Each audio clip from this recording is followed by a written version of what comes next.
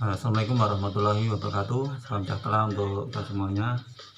Semoga kita semua selalu diberikan kesehatan, keselamatan, dan kelancaran dalam aktivitas kita sehari-hari.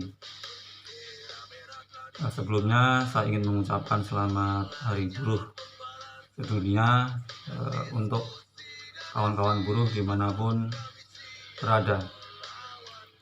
Dan tak lupa juga, marilah kita sama-sama berdoa, semoga apa yang terjadi saat ini di negara kita, yaitu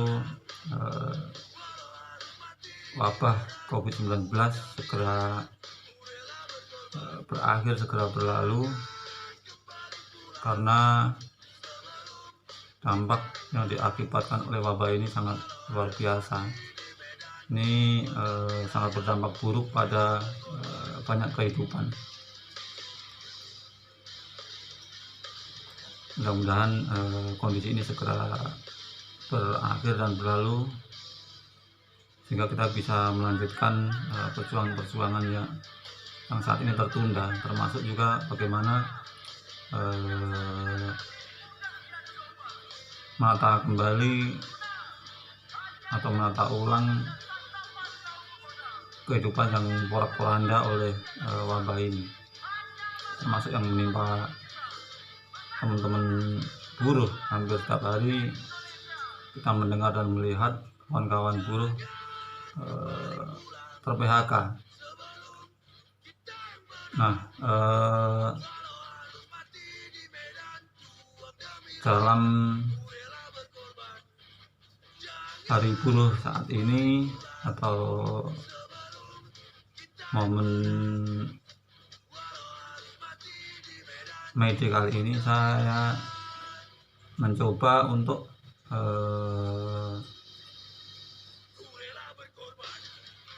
mengajak teman-teman melihat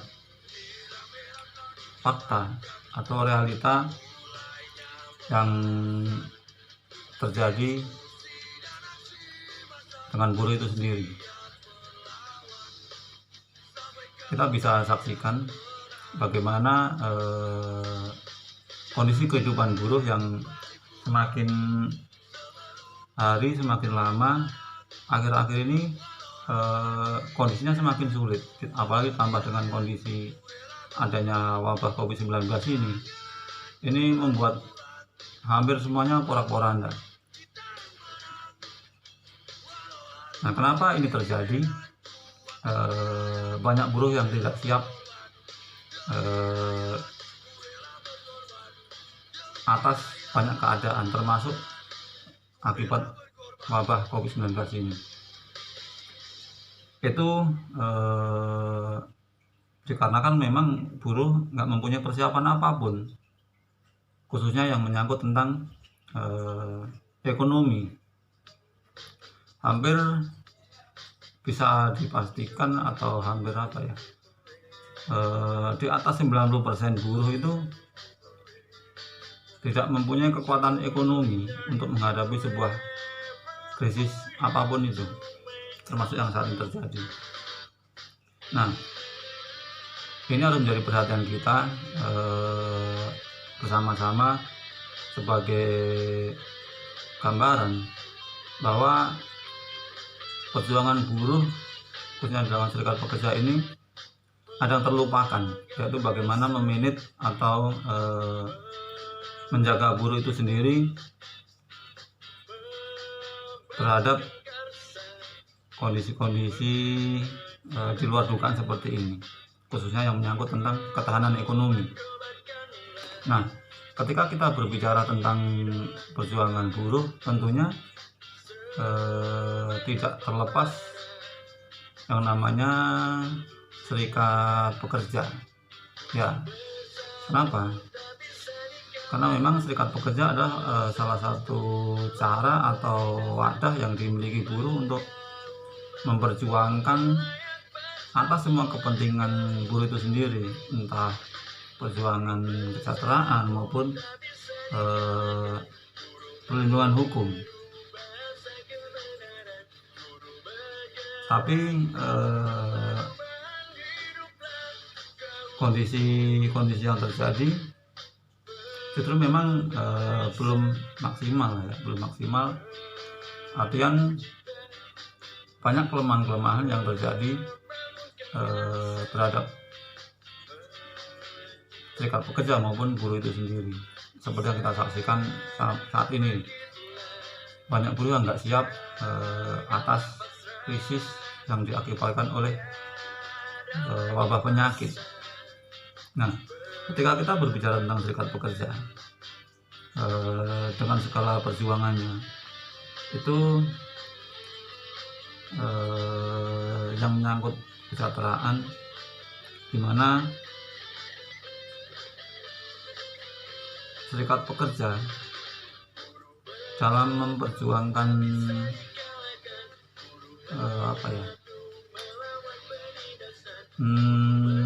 untuk pekerja itu banyak yang dilakukan.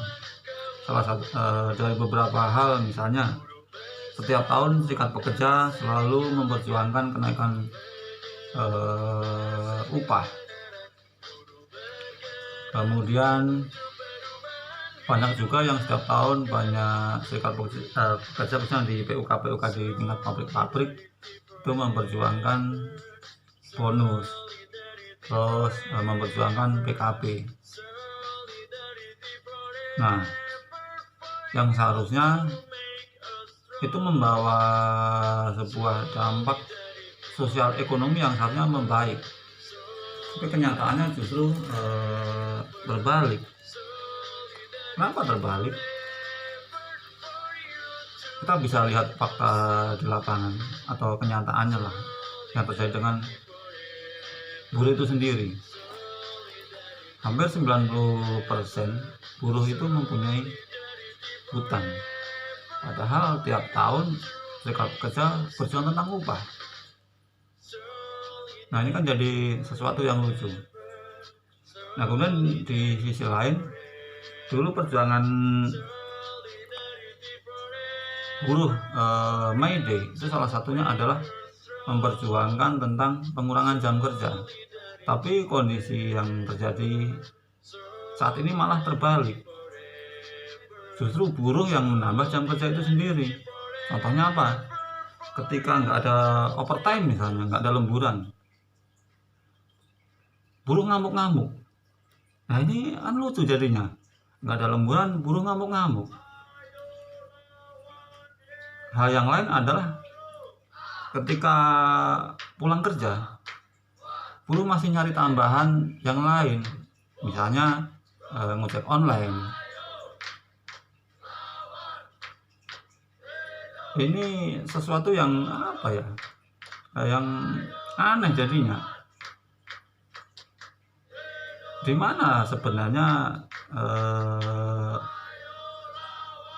kesejahteraan itu berada sebenarnya, ketika buruh harusnya mengurangi jam kerja tapi malah nambah jam kerja sendiri. Kemudian tiap tahun berjuang upah, berjuang PKB, berjuang bonus, tapi utangnya makin numpuk. Nah, di sisi lain, ketika kita berserikat cukup lama, bergerak cukup lama, harusnya membuat PHK itu juga sulit terjadi. Tapi ini kembali fakta yang terjadi justru malah sebaliknya. PHK makin gampang terjadi. Kemudian peluang untuk menjadi karena permanen di sebuah perusahaan makin sulit. Terus peluang kerja itu juga makin sulit. Nah, sekarang aja nyari kerja susah. Kemudian menjadi permanen susah. Nah, gimana nanti anak-anak kita ketika nanti masuk dunia kerja? Apa yang dipersiapkan oleh serikat pekerja untuk generasi ini nanti? Saya melihat hal itu belum terpikirkan oleh serikat pekerja. Nah, kemudian di sisi lain, tentang pelindungan hukum. Nah, pelindungan hukum ini ada sesuatu yang menggelitik juga. Coba kita lihat di PKB kita masing-masing. Di situ banyak tercantum atau kita menuliskan pasal-pasal tentang sanksi. Sanksinya untuk siapa? Untuk pekerja itu salah satunya mungkin untuk kita juga sebagai anggota serikat pekerja. Nah ini kan jadi lucu, kita membuat aturan sendiri yang aturan itu kita tuliskan untuk menghukum, ternyata yang membuat adalah kita sendiri. Kita menandatangani, kita menyetujui hukuman untuk kita sendiri yang kita sebagai aktivis serikat pekerja. Nah ini kan jadi aneh juga jadinya. Apakah kita nggak bisa membuat PKB yang di situ nggak ada sanksinya? Kenapa? Seperti yang menjadi tujuan serikat pekerja, bahwa serikat pekerja didirikan atau dibuat salah memberikan perlindungan hukum, tapi di sisi lain justru serikat pekerja sendiri yang membuat sanksi-sanksi hukum untuk dirinya sendiri. Nah ini jadi sesuatu yang apa ya, kontraproduktif lah ya.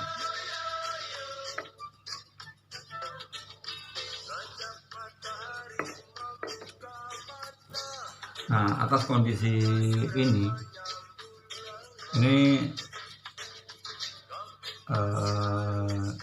harusnya menjadi sebuah apa ya, pemikiran kita untuk melihat secara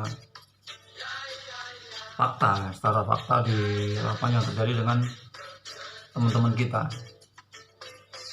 Serikat pekerja berjuang upah tiap tahun, berunding PKB, berunding bonus, tapi 90%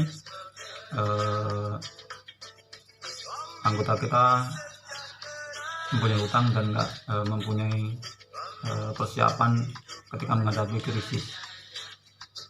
Yang kedua tentang perlindungan tadi PKB, bahwa di PKB kita masih membuat sanksi-sanksi hukum untuk kita sendiri yang ini justru terbalik dari tujuan serikat pekerja, yaitu memberikan perlindungan hukum. Nah semoga hal ini bisa menjadi pemikiran kita untuk mencari terobosan baru yang akan membuat masa depan pekerja itu akan semakin lebih jelas. Bagaimana kita mulai berpikir ke depan bahwa serikat pekerja bisa membuat atau menyiapkan apa ya, masa depan yang jelas, khususnya untuk generasi penerusnya. Nah kemudian di sisi lain juga harus ada perubahan yang sangat mendesak untuk dilakukan serikat pekerja, khususnya terhadap kondisi anggotanya. Kenapa? Ya tadi, bagaimana perjuangan serikat pekerja itu bisa berdampak positif di jangka panjang, khususnya untuk anggota-anggotanya, sehingga anggota-anggotanya bisa segera terhindar dari hutang yang menumpuk, kemudian mereka siap dalam kondisi krisis apapun.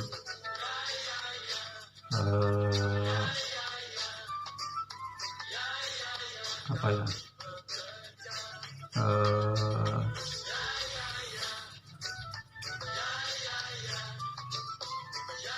artinya apa, banyak yang memang harus dipersiapkan sehingga benar-benar tujuan serikat pekerja tentang kesejahteraan dan perlindungan hukum itu menjadi jelas. Nah mungkin